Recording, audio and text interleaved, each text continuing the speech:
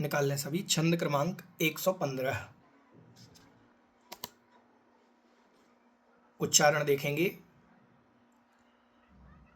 उच्चैर, उच्चैर, गोत्रम। गो शब्द के ऊपर रा की रेफ है, वो चा के साथ पढ़ी जाएगी, तो पढ़ेंगे उच्चैर गोत्रम। फिर प्रणतेर, प्रणतेर भोगो। यहाँ भो शब्द के ऊपर रा की रेफ है, वह ते के साथ पढ़ी जाएगी।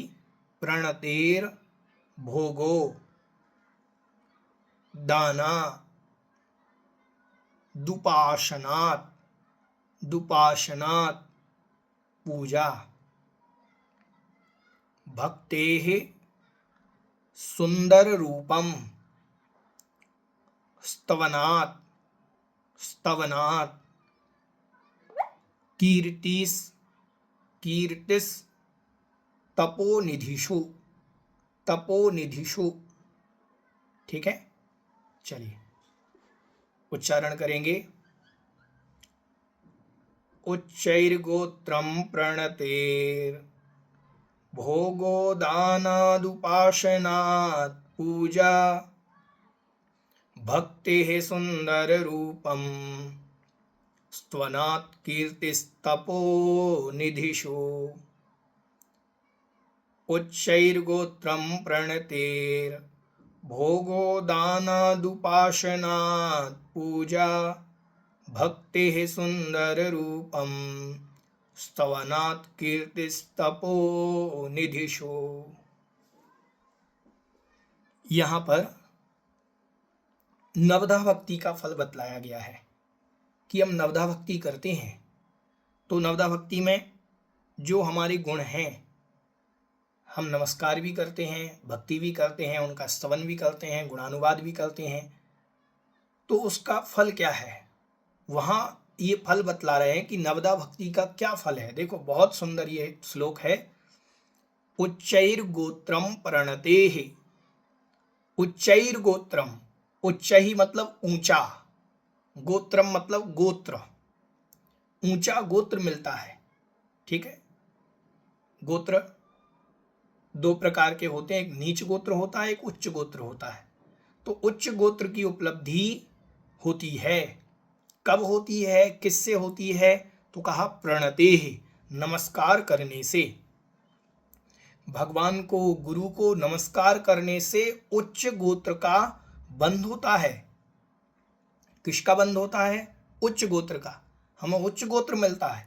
आज हमें जैन कुल मिला, उच्च गोत्र मिला, तो इसका कारण यही है कि हमने नवधा भक्ति की होगी, मुनिराजों को नमस्कार किया होगा, इस कारण से हमें उच्च गोत्र मिला। तो उच्च गोत्र कब मिलता है, प्रणतेः, नमस्कार करने से। ठीक है, प्रणति करने से, नमस्कार करने से उच्च गोत्र की प्राप्ति होती है। भोगो दानादुपासनात् पूजा।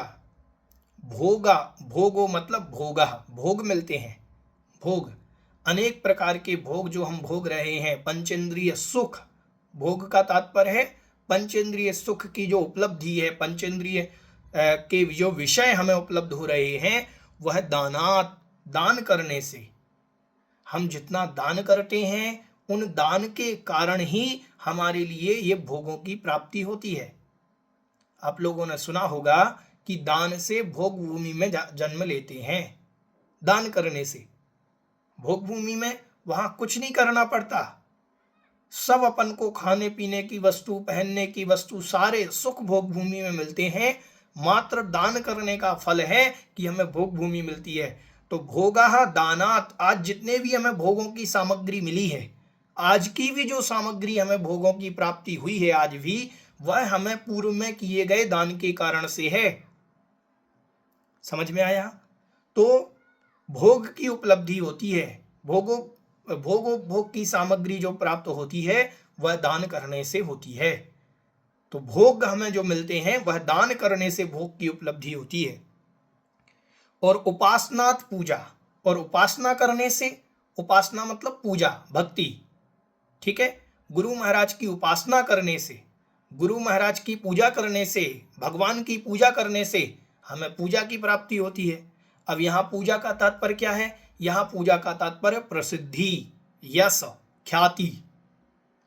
भगवान की पूजन से, गुरु की पूजन से, उपासनात् पूजा, उपासनात् मतलब उपासना करने से, भगवान की आराधना करने से, भगवान की अष्टद्रव्य से पूजा करने से, गुरु महाराज की अष्टद्रव्य से पूजन करने से हमें पूजा मतलब प्रसिद्धि की प्राप्ति होती है, यश, ख्याति की प्राप्ति होती है। अब इस भाव में नहीं है, अगले भाव में प्राप्त होगी। अगर हम दान करते हैं, हमने उपासना करी है, हमने नमस्कार किया है गुरु को, तो हमें ये सब उपलब्धि अगले भावों में, आगे के भावों में प्राप्त होगी। भक्ते है सुंदर रूपम, देखो भक्ति करने से सुंदर रूप की प्राप्ति होती है। किससे? भगवान की भक्ति करने से सुंदर रूप मिलता है। आज हम कोई ऐसे भी लोग हैं जो कुरूपी पैदा हुए, जिनका रूप सुंदर नहीं है, जो आकर्षक नहीं है, जिनके सुभग नहीं है, वो दुर्भग हैं। ऐसे जीव जो हैं वह सुंदर रूप को प्राप्त कर लेते हैं भगवान की भक्ति से। देखो भगवान की भक्ति का फल अपन जानते हैं कि मैना सुंदरी ने सिद्ध भगवान की 8 दिनों तक भक्ति करी, आराधना करी, तो श्रीपाल का जो कुष्ठ रोग था, जो शरीर गल रहा था, वो सुंदर रूप को प्राप्त हो गया। भगवान की भक्ति से हुआ ना, सिद्धों की आराधना से हुआ।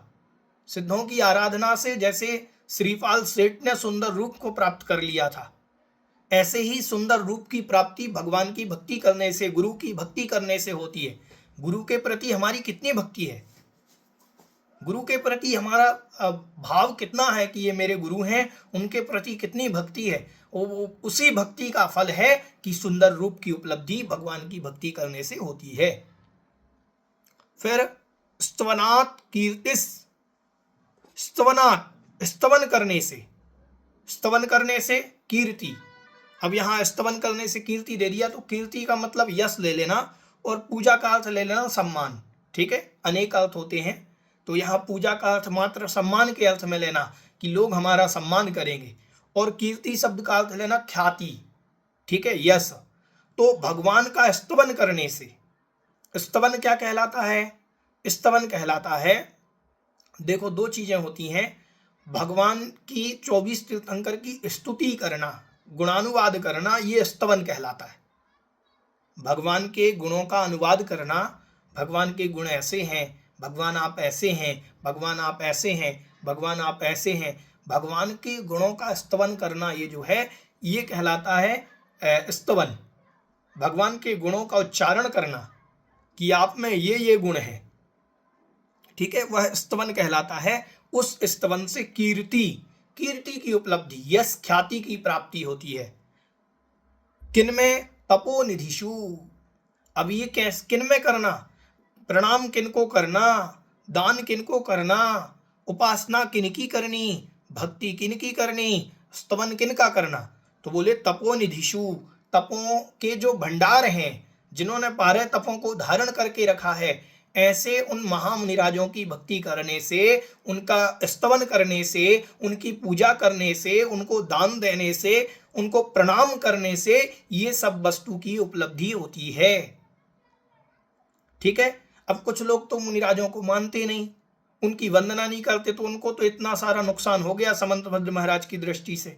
मतलब वो ऊंचे गोत्र में पैदा नहीं होंगे जो गुरु को नहीं मानते, वो उनको भोग नहीं मिलेंगे, उनको उनका सम्मान नहीं होगा, उनको सुंदर रूप नहीं मिलेगा, उनको यश ख्याति भी नहीं मिलेगी आगामी भवों में, जो गुरु को नहीं मानते और जो गुरु की भक्ति करते, स्तवन करते, पूजा करते, नमस्कार करते, उनको ये सब की उपलब्धि होती है। ऐसा आचार्य समंतभद्र भगवान हम सबको कह रहे हैं। समझ में आया? ये श्लोक अपन को स्मरण में रखना कि गुरु की भक्ति से हमें ये सारी वस्तुएं उपलब्ध होती हैं। गुरु को नमस्कार करने से, हमने एक बार जो नमस्कार किया है, आजकल तो नमस्कार की विधि ही बदल गई, खड़े खड़े नमोस्तु भगवान को, खड़े खड़े महाराज को भी नमोस्तु, पर पूरा फल नहीं मिलेगा। समझ में आया कि नहीं आया? ठीक है, तो ये सारी चीजें हैं, अपन को ध्यान में रखना है कि भगवान नवदा भक्ति का फल क्या है। भगवान गुरु महाराज को यदि हम नमस्कार मात्र कर रहे हैं, उस नमस्कार करने मात्र से हमारे लिए उच्च गोत्र की प्राप्ति हो जाती है। ठीक है, ये आचार्य महाराज ने लिखा है, तो अपन को ध्यान में रखना। एक बार और पूरे छंद का अर्थ देखें कि उच्च गोत्र की प्राप्ति होती है गुरुओं को प्रणाम करने से, भोगों की उपलब्धि होती है दान करने से, उपासना मतलब पूजन करने से सम्मान की प्राप्ति होती है, हर जगह हमारा सम्मान होता है, और भक्ति करने से सुंदर रूप की प्राप्ति होती है, और गुरु महाराज का स्तवन करने से, उनका गुणानुवाद करने से हमें कीर्ति यश ख्याति की प्राप्ति होती है। तपोनिधिषु, उन तपोनिधियों में भक्ति रखो, तपोनिधियों को नमस्कार करो, उन तपोनिधियों को उनका गुणानुवाद करो, उनकी पूजा करो।